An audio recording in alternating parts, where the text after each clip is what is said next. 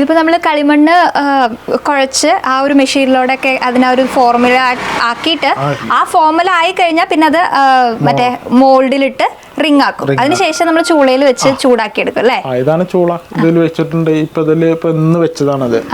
ഇതിനി ഒരു 4 ദിവസം വിറക്, അതുപോലെ വിറക് പൊടി, പൊടിയുടെ ഈർച്ചപ്പൊടി ഇത് വെച്ച് 4 ദിവസം നമ്മൾ ചെറിയ രീതിയിൽ കത്തിച്ചെടുത്ത് ചൂടാക്കിയെടുത്ത് 5-ാം ദിവസം നമ്മളത് കത്തിച്ചെടുക്കും.